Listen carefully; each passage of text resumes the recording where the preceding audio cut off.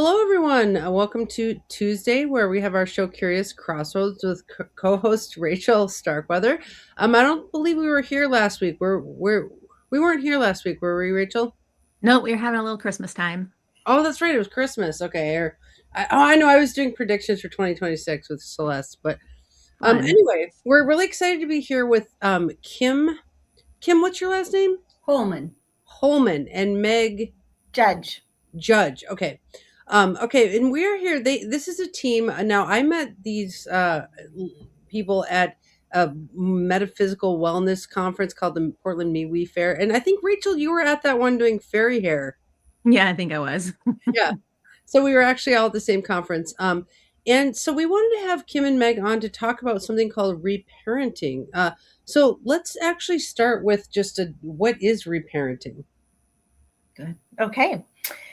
So the definition that we use of reparenting is looking back with compassion on the way that we were parented, identifying the patterns and the programming, the conditioning that we grew up with, and then giving ourselves what we didn't get, right?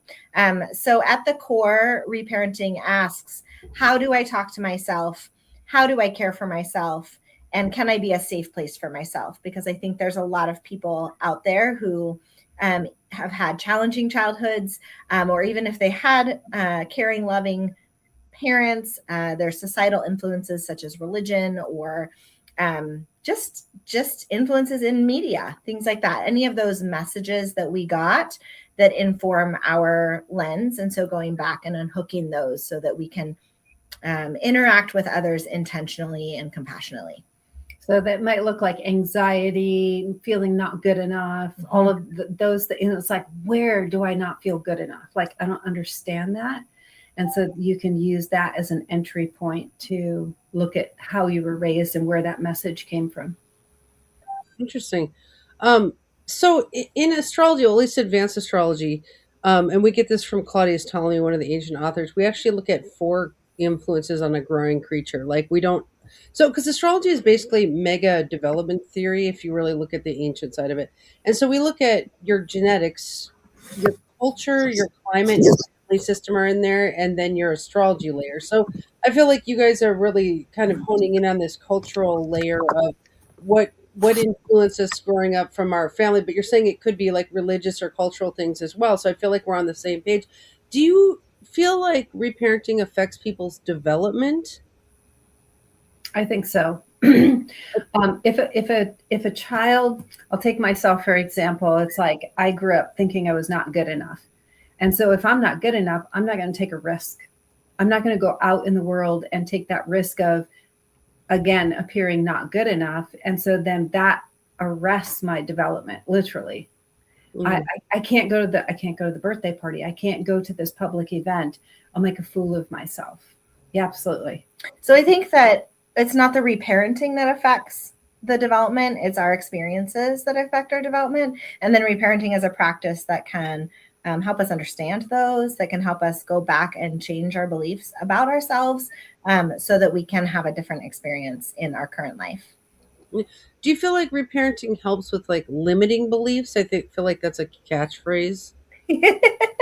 Yes, yes. And that's exactly what we're talking about, right? So for example, maybe as a child you had a very neglected childhood where whether your parents were there or your caregivers were there emotionally, or physically, whether they weren't there emotionally or physically, that would be considered neglect.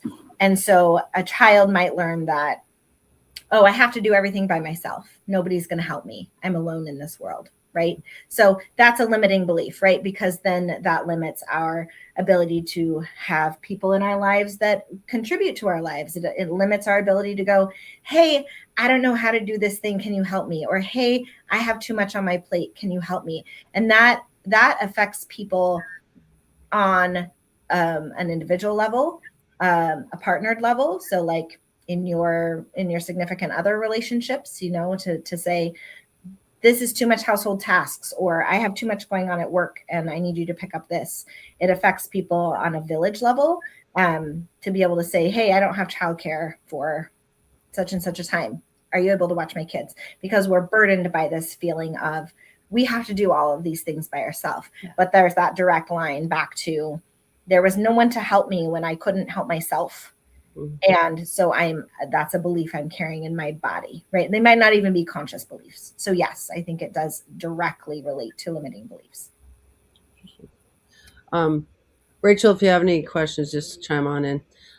But I will say, okay, so in astrology, when in that astrology layer, we look at how astrological signatures and which compose the makeup of what we call their soul senses machine. It's like, how are we built sensorially? And like, if you put a Scorpio and a Virgo at Denny's, like they both see different things on the menu, the Scorpio's like, I don't know, we don't need to go into it, but you get the idea that different charts experience the world differently. So, one chart might be a go-getter. And so if they were neglected as a child, then when they're an adult, they're like, I will attack this world because I'm a go-getter and I was neglected.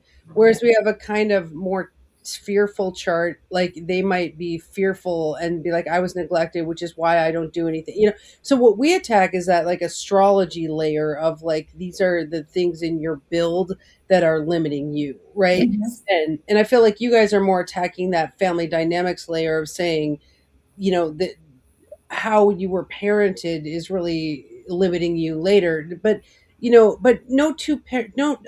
two siblings growing up in the same house would experience the parents differently. I mean, how do you, based on their astrology? Absolutely. And Right. based on who the parent is, right? Because so I have two children Changes. and 11. Go ahead. No, it changes. Like Yes, parents grow right. and develop, and they parent their children differently as time moves on. Exactly, right. I was a different parent for my 11-year-old than I am for my 7-year-old. And so yes, exactly. I think the other thing that came up as you were talking, Andrea, for me, I lost it. So we'll circle back around to that. So in the email you sent over, Kim, you were talking about how the astrology kind of shows this like etheric makeup we have of, but then the reparenting can be used now to kind of fix or handle things in that natal makeup. So can you speak a little bit to what that looks like? How would you approach like if someone was in Aries, let's say, and they were being too headstrong or too bossy or something like that? How would you approach that from a reparenting perspective to like tweak that behavior? I would look at where did they learn the bossiness from, right? Because if there's so many things that impact this. It could be past life, it could be ancestral, right? Because we have that DNA that's passed down. So keep all that in mind too. But if you have a bossy kid that came in with that in their chart and they have no problem being that, but then they see, let's say, mom being really bossy. This actually happened in my family, so I'll just use my family. My daughter at 5 years old, preschool, 4 years old, we got called into the preschool office and they said, your daughter's being very bossy and she lines all the kids up at the slide and she tells them who can go down next and make sure everybody's behaving. Assertive. I was the bossy one. Directive. I was the bossy one. So my former husband, he just looks at me. I go, I get it, right? So did they get it from their upbringing and they had that, right? Mm-hmm. It could be both. Yeah. And it can get accentuated with the reparenting. So I have 3 adorable children, 30, 29, and 27. And sometimes they'll come to me and it's like, oh, I'm doing this pattern. Where did I learn this pattern from? And so I'll ask them a couple key questions and then I'll go, how old were you when you first saw it? And then they go, oh my God, this is so-and-so's, mom or dad's pattern or learned it from grandparent or something. And then it's there, it's conscious. And then they make a conscious choice to undo it and catch it. That's how easy it can be. Literally. It's like, oh, this is where I learned it. I'm going to do something different. We always say, I remembered what I was going to say before, which loops into this. So that there's no one way to reparent yourself because everybody is an individual. There's too many variables, like you were talking about. There's pieces of ourselves in our charts. There's pieces of ourselves that we learned from caregivers, from society. There's generational pieces that you were talking about, because Kim alluded to the DNA, right? Like, so we carry 7 generations of DNA in us. So we might have a reaction to a situation that is not even in our conscious memory because it was our great great grandmother experienced this one thing and we evolved to protect ourselves from that, right? So we have all of these things. So Kim and I are not proponents of saying, well, you do this and then you do this and then you do this to repair. Only it was so easy. Right? If only it was so easy. And so it's really individual. And so we talk about it as a journey, a reparenting journey, right? Because it's not, there's nowhere to get, there's no better version of yourself or worse version of yourself. And so that's that. The biggest piece, the 2 biggest pieces of that I think we would say about reparenting, and you can correct me if you have different pieces, are compassion, right? Compassion for ourselves. So going back to the example of a child or a person being bossy because either it's in their chart or they learned it from someone, to have compassion for ourselves, right? This is all we know. This is what we learned. This is how we are. So if we want to change something about ourselves, that's fine. But to address it with compassion, because we all deserve compassion. And then curiosity. So, I wonder, I wonder statements instead of the shame and judgment, because I think a lot of our limiting beliefs and difficulty comes from shame and judgment. So those 2 pieces especially, I think, are important in the practice of reparenting. Beautiful. Hi, Lisa. Hi, Beth. If you guys have any questions for Kim and Meg, please put them in the chat, or any comments too. We're really just learning from them. I think we're looking here at reparenting as kind of a remediation for natal issues, and which is a beautiful thing. Rachel, I feel like you were going to say something. Oh, I was just curious. Kim had just mentioned something about you have a moment of undoing, and I was curious what that looks like. Like, what is an undoing? An undoing. So I'm trying to think of a pattern. If I notice a pattern, then I can go, okay, what was the youngest me that noticed that learned that? And then it's like, oh, that was at 5 years old. This event happened. I formed the belief I'm not good enough. Then I can go, oh, so then sometimes it can be as easy, because I've done so much work, it can be as easy as, okay, that was the pattern then. We don't need to do this now. And it could be an easy fix. It's like just in that moment, make a decision. If it's not that easy and I go, oh, I'm doing it again, then I can say, and take a moment and like go into meditation with my inner child. And this would be a sample conversation.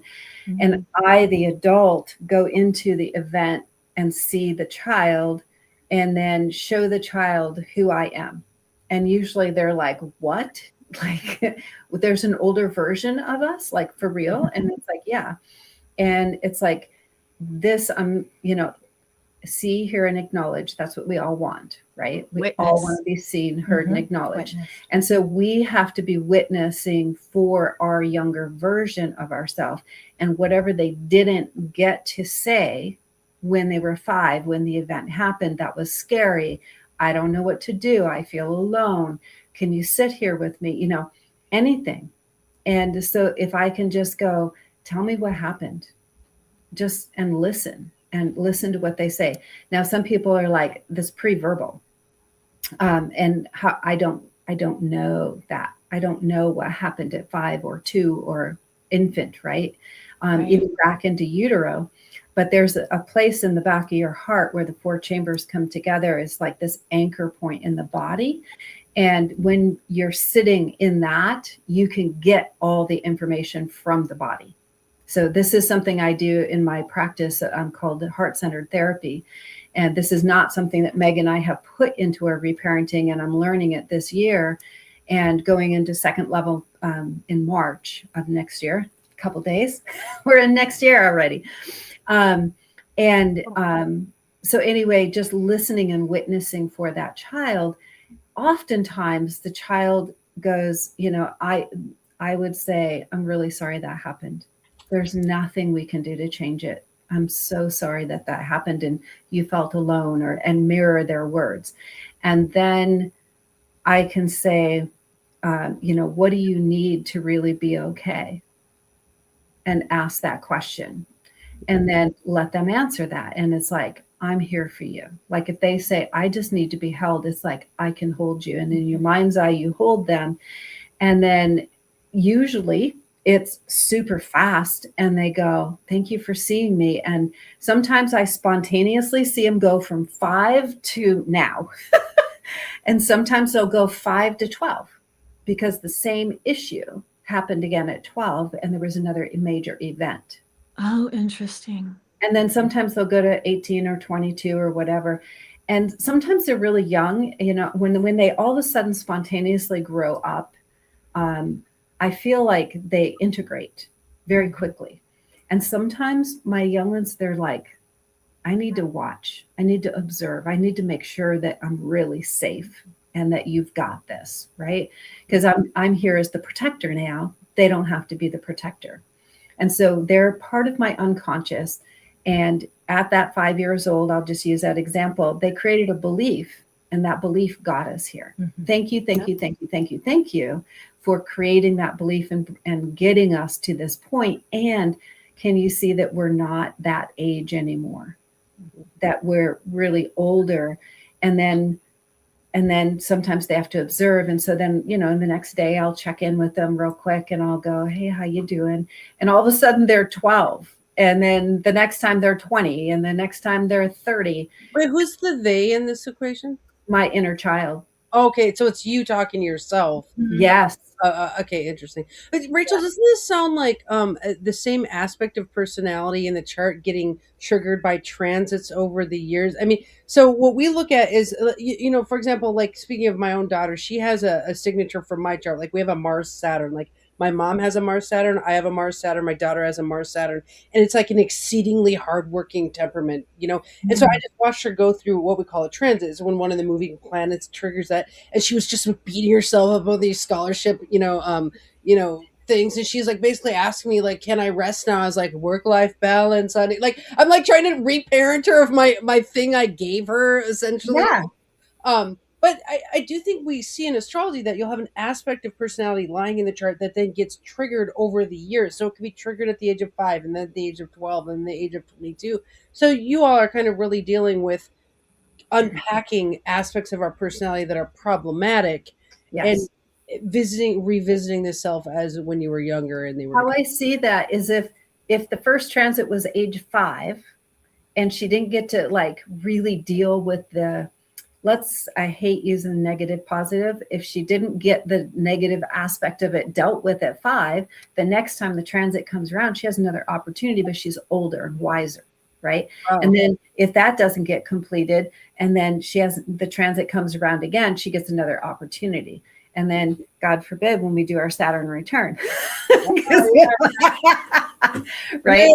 I'm 48 and I'm still dealing with my aspects. I'm just like, oh no, this part of me again. But sorry. Now, there's a lot of people talking in the chat, so people are really excited about this topic. Todd, it's very nice to meet you. I've never met you in person. I'd love to meet you someday. Now, I have a weird question, and I'm not really joking. Sometimes I ask weird questions to kind of just like learn things. Do you ever discipline yourself in reparenting?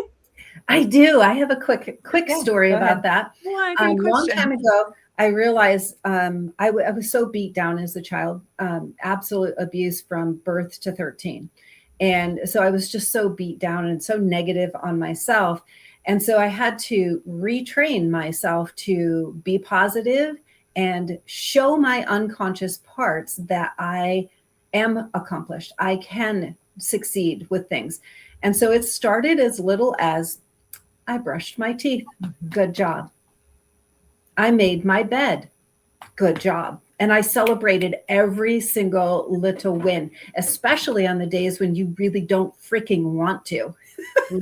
When you don't want to and you go, I don't want to, I'm going to do this anyway because the adult of me knows that this is going to be a grounding, foundational thing for my day. I'm going to do it anyway. So yeah, And I think you actually inadvertently highlighted a really good point to talk about, because Andrea, you used the word discipline, right? And I think in our mainstream culture, discipline can be synonymous with punishment. And what discipline really is teaching, right? And so, of course, we can teach our younger self, and we can also receive wisdom from our younger selves as well. So I think that's an important distinction to make when we're talking about discipline, is that we're talking about it from that lens of teaching and guiding, not from the lens of punishment. Okay. See, sorry, I'm a little bit like rogue, I'm like the rogue. No. And I think So you never spank yourself in reparenting. No, and like I said, discipline is not a bad word to use. I just think, especially when we're talking about these terms, it's important to clarify what definitions we're using, right? Because especially if we're talking about reparenting ourselves, in parenting, there's a lot of harmful ideas that are visited on us as children and from parents on to other children. So it's just great to be aware of, I'm saying that for all of us, right? The language that we're using, that we all kind of understand what we're saying. Yeah. Well, that seemed like a funny joke, but it was actually real, because it's like, it seems like parents make a lot of mistakes. And this is one of the things astrologers know too. And this is a little controversial. Is like, we always think that the child can do no wrong, but some children have extremely hard charts, and the parent is trying to discipline them, but the kid's acting out and biting them. Like one time I bit my kid, because she kept biting me. I was like, fine, and of course that would look like abuse, but I was dealing with a rogue animalistic child at that very moment. And so I think sometimes parents are doing the best they can, but because of whatever occurred in the flurry of a moment, then maybe they got spanked or something that they then are traumatized about later, and then they want to be reparented to rewrite that story to say, like, could we have done that a different way? That's a great point, because of course we're going to make mistakes, and that's also part of reparenting ourselves, is allowing those mistakes, right? Because again, a lot of us learn that perfection is the goal, and mistakes are not allowed, and that's not accurate in our world. And so to allow ourselves to make mistakes in that repair piece, what you're talking about, Andrea, I think is that repair piece, both with ourselves and with our, if we have actual children, right? If we have small children in our lives, to go back. I think he's a psychologist. His name is Daniel Siegel, and he does a lot of neuroscience. And we bring a lot of neuroscience into our offerings as well, because it's really relevant to development and things like that.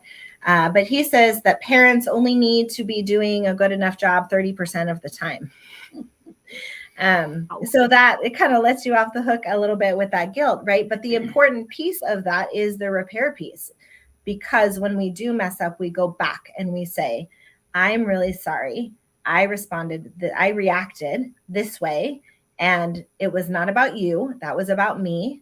And this is something I'm working on, right? So like if we're extrapolating this out to parenting, right? So like we can go all sorts of directions with this, right? Yeah. But I tend to have a very, like when I'm frustrated, my tone of voice is overly, I don't know, what did it say? It's harsh. Mm-hmm. It can be really harsh. Mm-hmm. And that's from my mother. My mother has the same thing. And so it can be really kind of just my words aren't working today, but cause nervousness in my children, right? Even though I'm not, like, what I sound like is not the level of what I'm actually feeling. And she's Scorpio. And I'm a Scorpio. Oh, nice. We love Scorpio. So that's something I'm working on, is my warmth, even when I'm like frustrated. And so I will narrate that out loud. If I notice my tone of voice and I'm speaking with my children, I'll be like, oh, I'm noticing I'm really frustrated and my tone of voice is showing that. I'm going to change my tone of voice. And I actually say that out loud so that they can hear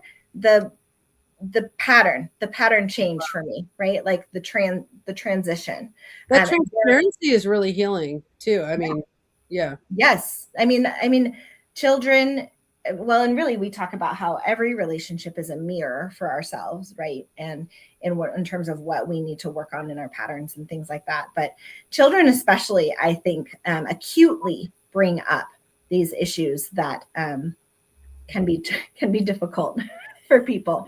So, being loud, being boisterous, if we weren't able to be seen, heard, and acknowledged in our childhood, that's going to be difficult to handle. So Yeah. Yeah, that's a good point, Andrea. Anything unresolved, a child will mirror for you at some point. And when Meg goes back in this example and says, oh, I'm noticing my tone of voice, I'm going to shift that. She's modeling, I'm catching it. I'm not berating myself. She's modeling all of that. We have to model appropriate apology.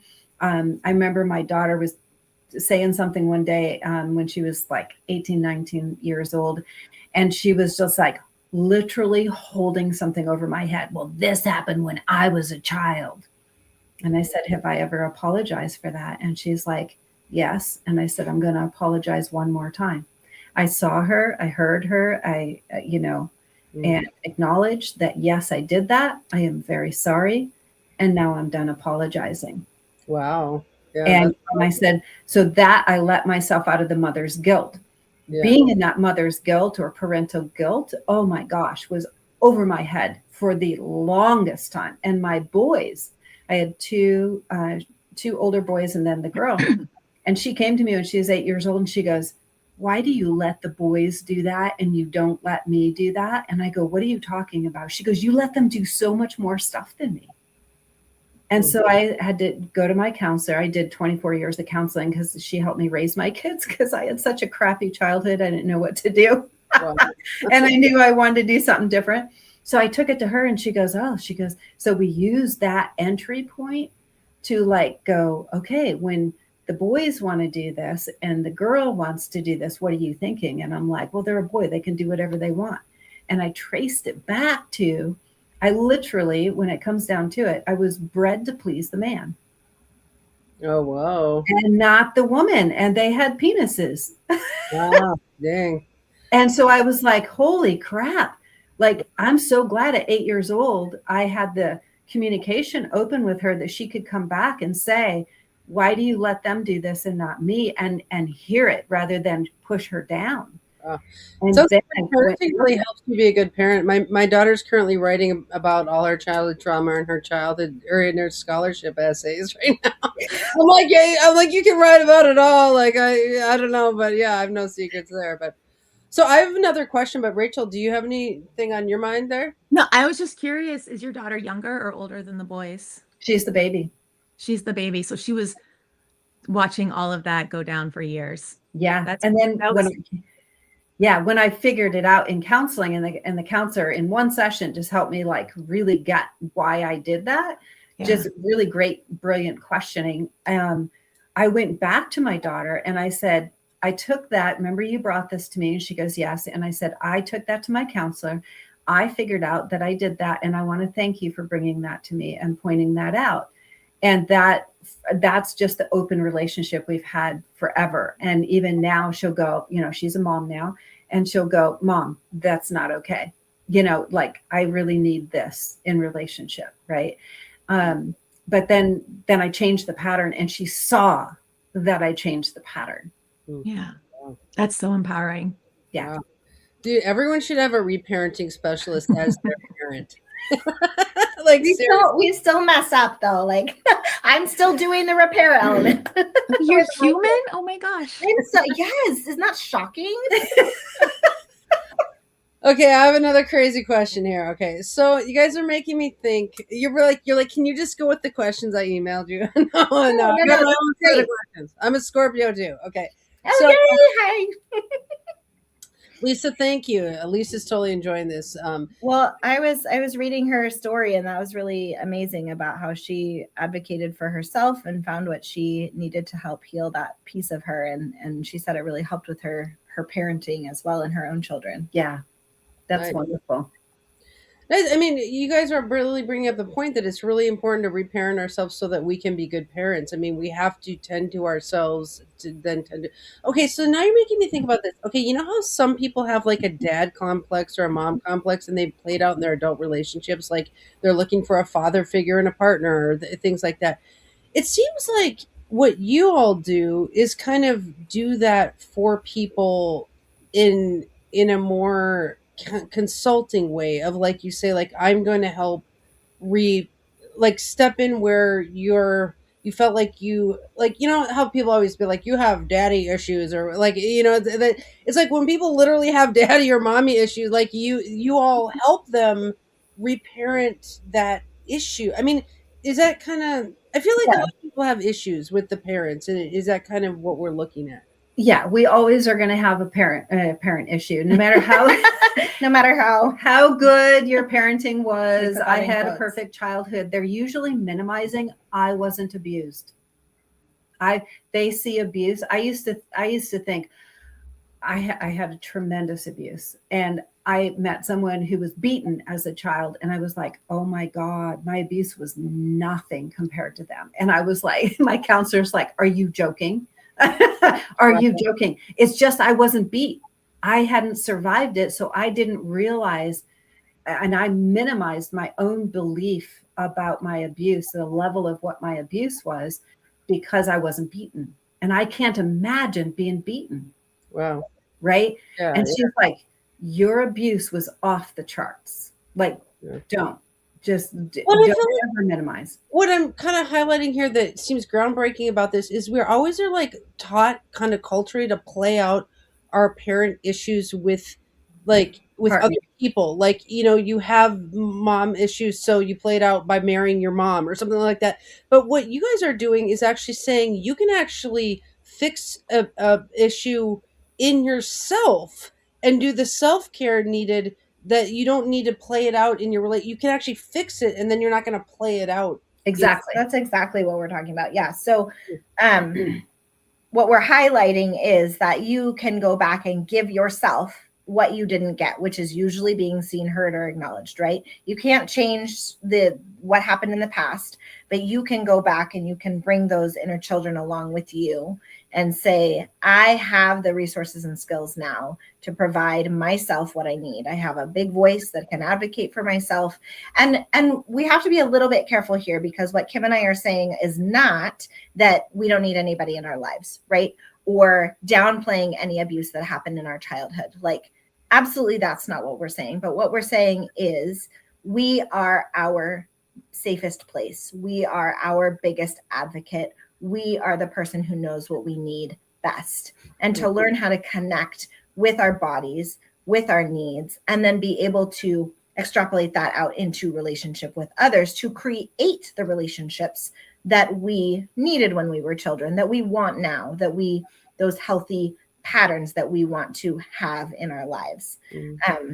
Yes. So yeah, What I hear you saying is that you're helping people show up for themselves, yes, in a way where they're more available to show up for other people. absolutely, yes. Exactly. And other people is a key word, because Andrea said a minute ago, to be a good parent, reparent yourself so you can be a good parent.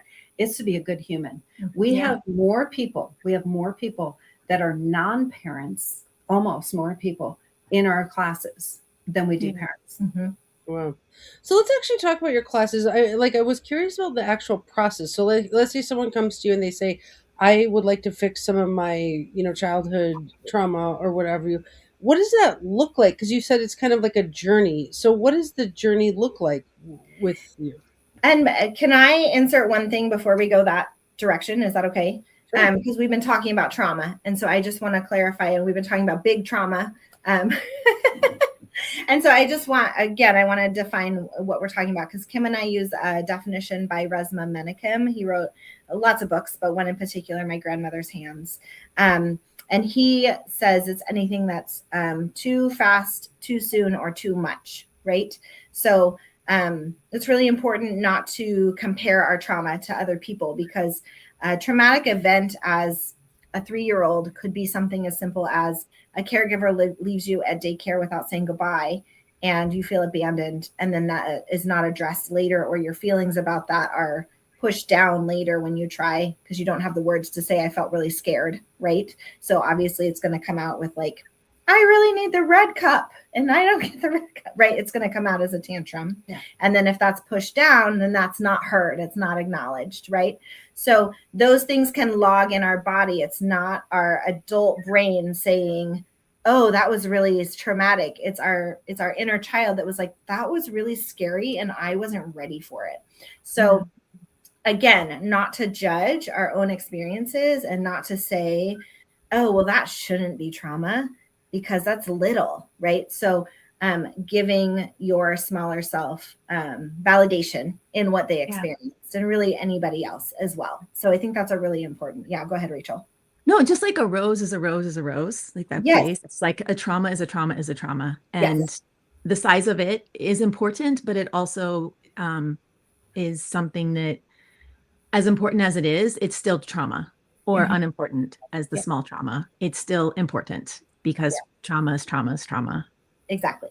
Yeah. And then Lisa Allen in the chat says it's way better for our inner parent to reparent our inner child instead of seeking it externally and being let down repeatedly. Yeah. Absolutely true. Because so in my life, I always picked a man that reminded me of my dad. And I got to like do that whole mirror and worked through counseling and all kinds of things. And now I've worked my way into a really good relationship to where I can, with a partner that is also doing his inner work, so that when we hit a bump, I can go, okay, I'm really triggered by what you said. I'm going to go deal with this, and I'll go deal with it. And I'll just gently remind, and then I'll come back and I go, this is what I found for myself. So I got to the root of it. And this is what I need from you. Can you do that? Right? I should not expect my partner to completely change who he is. I call it cutting off your arms and legs for somebody else to make me feel safe. I need to do the reparenting so that I am making myself feel safe. And you always need to know your bottom line in relationship. And if they cross that, and speak it. And if they cross that bottom line, have a responsive conversation instead of a reactive conversation, and say, look, this is a bottom line for me in relationship, and we need to talk about this because this is not going to work for me. Right. And then for me, I had to be okay. And I practiced for 6 years of dating after divorce, going into relationship, going out of relationship, going into the relationship and out of the relationship, and practicing these things. Different relationships before I settled and said, okay, I'm ready. I think I'm ready. And now I have an amazing partner that does his work. And it's just amazing to me how much we can get triggered and then catch it and say it and consciously respond to it versus react. So when we react, that's an entryway to something. If you're looking at your chart and you're like, oh, this is in my chart, it's coming up again. That's an entry point. There's many, many different kinds of entry points that you can go into the reparenting. A lot. And I think that there's all these, sorry, I interrupted you, Andrea. Oh, no, go ahead. All of these frameworks, right? There's mental health frameworks and things like there's astrology that kind of work together and overlap. And it's like looking at yourself through different lenses and different perspectives. So you can take the astrology lens and how does that interact with the reparenting lens? How does the reparenting lens interact with the attachment theory lens? How does, a lot of the reparenting stuff comes from, there's a couple different things. Kim did some with magnetic mind. I have studied parts work, which is internal family systems, mental health framework, which this is a lot of overlapping things, right? So I think it's important to know that we can shift those lenses around and understand different pieces and parts of ourselves, and then decide without, I think Todd said something earlier about it can become an obsession. Yes, working on ourselves can become an obsession, and that can be a perfectionist thread in and of itself.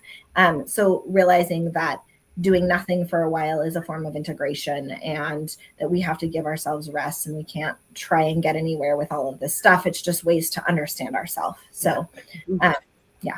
So sorry.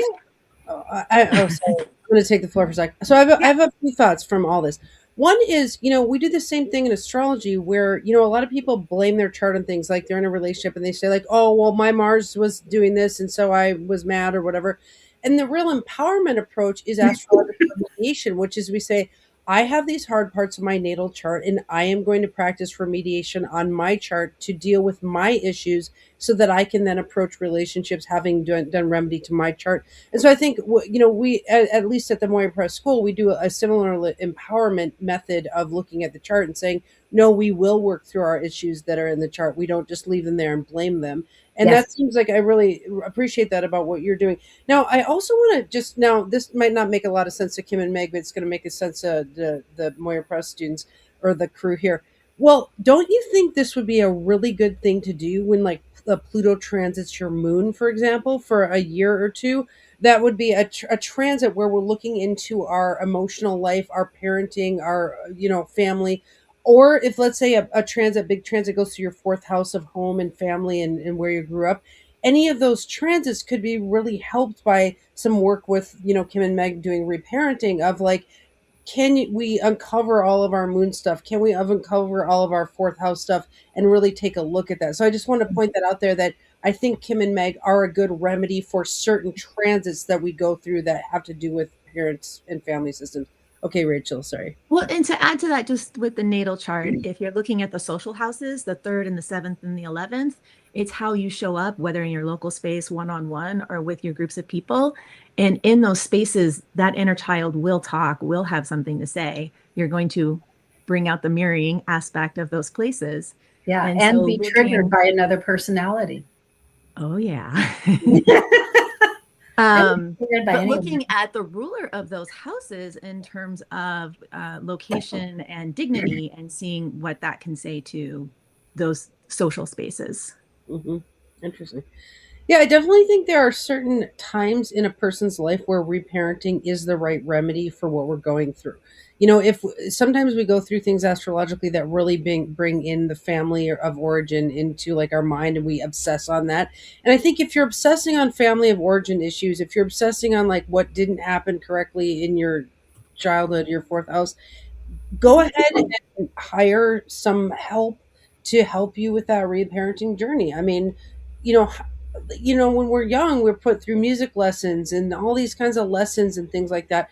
And when we're old, we have to put ourselves through lessons. And so this is one of those lessons. Okay. Yeah. So Speaking of lessons, what do you guys offer? Yeah. What is Yeah.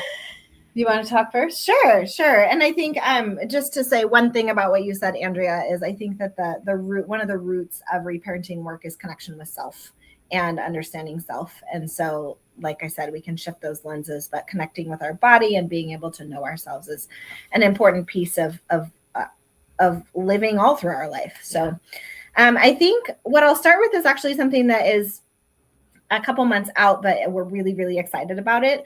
We're offering a 2-night retreat at Brighton Bush Hot Springs, March 10th through the 12th. I know. Rachel's going, man. No. Yes. I would love to. What we really love about the retreat, we've done a retreat there before, is it gives such an opportunity to really, like, root down into this and give yourself complete permission to just unfold, right? It's not, we do classes and we do things like that, but this is an all-inclusive experience of reparenting. So, and we get to give information, we get to teach and experience somatic tools, so body-centered tools, and we get to do listening practices, all the while eating delicious food and Cooked for us. We That's don't have to cook. and soaking in hot. Talk about reparenting, someone cooking for you. Sorry. Right. It is this, like, restful place where you can just kind of lean into being cared for. And that's why it's our favorite thing. I would say it's our favorite thing to do is the retreats. So we just hold this beautiful space. So the title of it is Learning to Connect with and Acknowledge Your Inner Child. Yeah. It's a two night all-inclusive retreat. Yep. Is it all day long kind of workshops and stuff? So we'll have a morning session and then time to soak and then a lunch and then an afternoon session and then time to soak and dinner. And then I think one night we have an optional after dinner of poetry because Meg's a poet. And And then the next day we have the morning. So the first evening we have an evening one after dinner, and then one. So it's kind of split up. Yeah, it's 4 sessions, reparenting sessions, with one optional poetry writing integration session. And so we've really created a lot of space for connection between the participants, and also time to go and have your own time and your own soaking time. Integration like time. So integration time, yeah, for sure. So that is, you can find that on the Brighton Bush Events website. And my website. And KimHolman.com. And again, that's March 10th through 12th. And our early bird is ending in January. So really important to get those registrations in if you want first choice in lodging and things like that. And remember, it is all inclusive. That's really important. It's all inclusive. Meals, soaking, lodging, that cost that you see on there is everything included. So the other thing that we have coming up, which is a really great kind of first step, if people are 8 days. Yes, I was counting. 8 days. January 7th. January 7th, yes, are the importance of reparenting, our live 1 hour free workshop. So it teaches you the basics. Yeah. So if you come to that, you're going to get a really basic, it's not basic, it's like really great information about foundational about what reparenting is. And then the next logical step would be the Brighton Bush Retreat, learning to connect with and acknowledge your inner child. But we have a lot of different workshops that you can start with the importance of reparenting. It's free. It's 1 hour. And then you'll go, oh yeah, I want to know more about this one or this one or this one. So you can go out from all of those. Kind of choose your own adventure. So we also have one coming up on January 14th called Understanding Your Upbringing, that really looks at all the different types of parenting styles that we may have grown up with and how that may have affected our interactions with others, our belief systems, and gives some time to think about how we are intentionally in relationship with others. So that's a 2-hour workshop on January 14th. So, and I can go back and paste those into the verbiage of this YouTube video, and maybe I'll post on Facebook too, so you guys, everyone has that information as well. that's great. So it's workshops with other people is kind of how you work with people. Yeah, and we learn from each other. Right.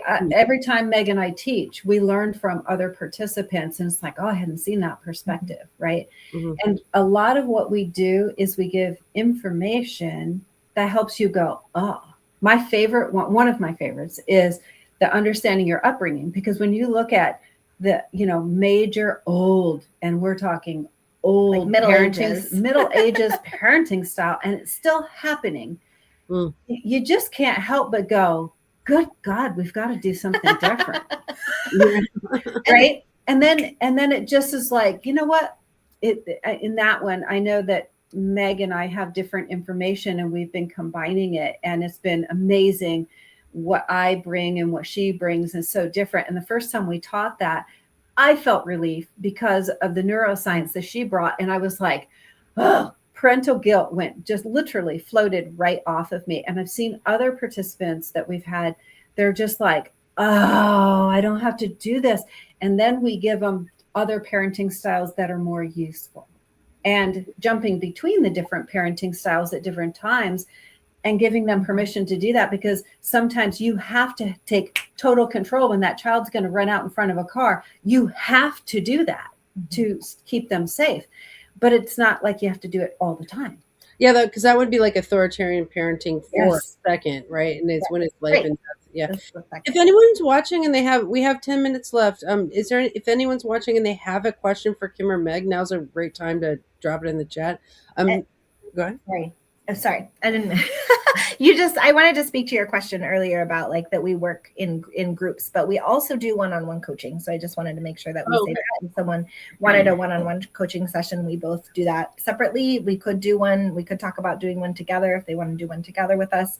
The other thing that we do that's kind of like out of the box and not super intuitive to this is that we do staff development training. So like we're going to do a staff development training for Head Start in April for 60 staff members. And so we can tailor trainings. We're going to do one on Sunday for the Portland Fashion Institute. So we can tailor it to what the needs of the staff is, because all of these all of these reparenting pieces affect our work life as well. So we do professional development as well. So just wanted to mention that. Wow, that's amazing. Yeah. And on the professional development, if you think about it, have you ever experienced a 50-year-old suddenly acting like a 5-year-old? Oh yeah, we watch the transits for that. We're always just like, oh yeah, you're Mars. You have Yeah. Paxil syndrome. Yeah. Yes. And so all of us adults are literally walking around wounded children. And when we get triggered, there it is. Yeah. And Ooh, all of a sudden, there it is. and then we need reparenting, right? Yeah. And so when you have teachers, when you have HR departments, Mhm. they're dealing with wounded children. You have a boss telling a worker to do something, and they're like, "Ah, that reminds me of my dad," but they can't say that, and they react. Versus, "Hey, can we negotiate something because that doesn't work for me?" But they react because they haven't dealt with the wound from that whatever age. They need the HR department, the teachers, they need to know what they're dealing with and how to do it within themselves so that they can have more space and not react in the classroom as a teacher. That's so So interesting. they can Do you think use the adults- Oh, so go they ahead. can take that discipline and apply Yes. it in a teaching format. Yes. Yes. I do think adult parents can also trigger you when you're an adult. Like, you know what I mean? Like, I mean, yeah, you can Absolutely. they can regress you really fast into.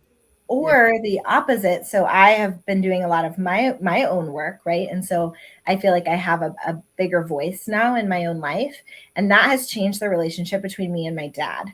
And so I can bring up things that I wouldn't have been able to bring up, and he has shifted as well. And so we have this beautiful relationship now that I mean, he was always a caring parent, but it's much different. I feel like I can be my whole self with him now, and that's very healing to me and to my inner children, to have that relationship with him now. So both sides of the coin, right? You can get triggered by adult parents, but doing your reparenting work can also completely shift the relationship with your adult parent as well. Interesting, fascinating.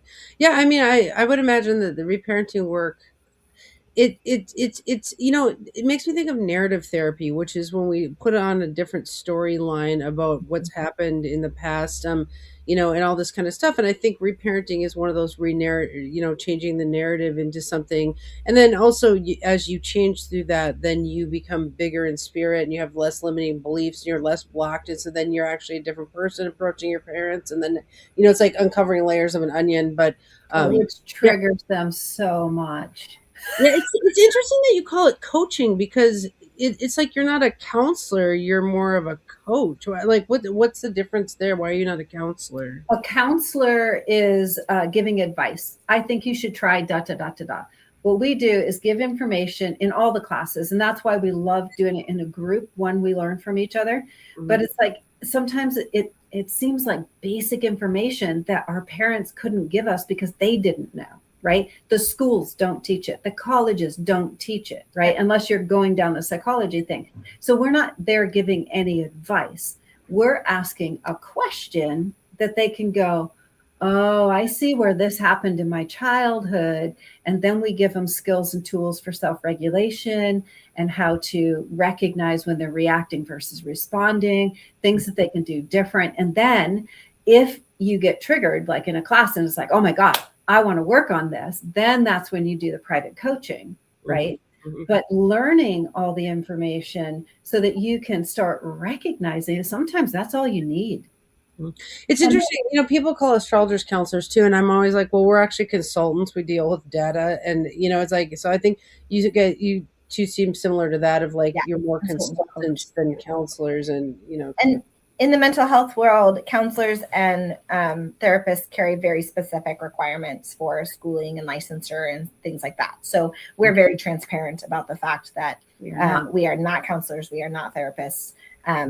It's mental health adjacent for sure, but coaches, consultants, and it's awareness. Like and you could Google anything that we're talking about, and somebody else is talking about it, right? It's not just this thing. It's just the way we put it together is like, and in the flow of things, it's like, it's amazing.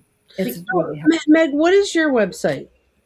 I don't have a specific website, but I do have an Instagram page. It's Goodness Gracious Coaching. And then I also have a Facebook page that's the same, Goodness Gracious Coaching. Okay. We're using my website to host all of the events and stuff, just to cut expenses when I've already got one, you know. Okay.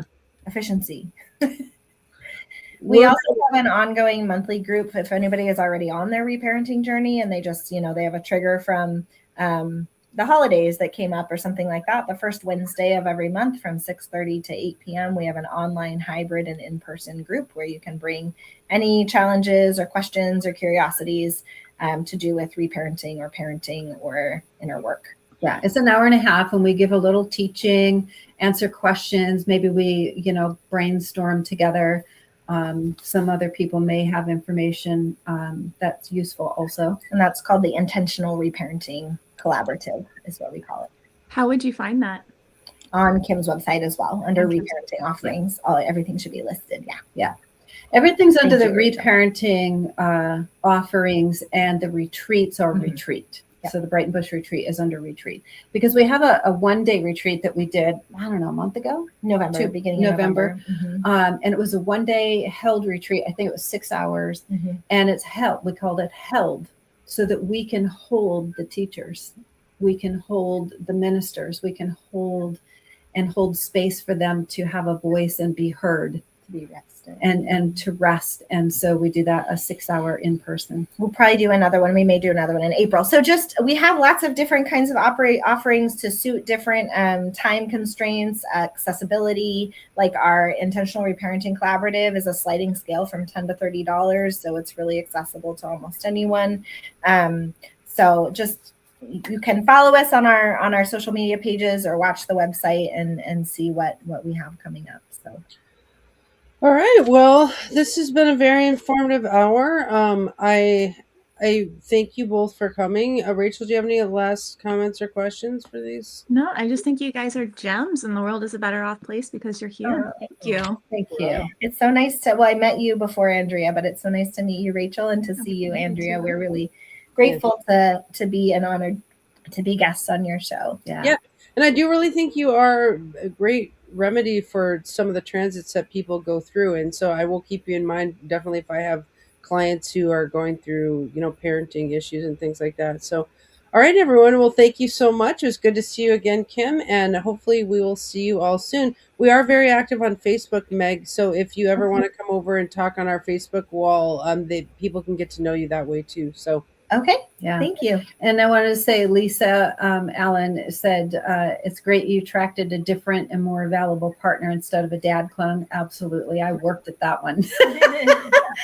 And then Todd had said it's the cardiac septum. Yes. In the area of the heart. So when we are in the back of our heart where the four corners come together, or the cardiac septum, that is where we can get information from our body.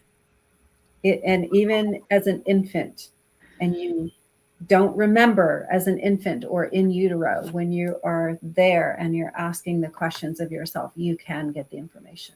So. Oh man, now I'm tripping on a deviated cardiac septum. Okay, all right, you guys have a good day. I will see you soon.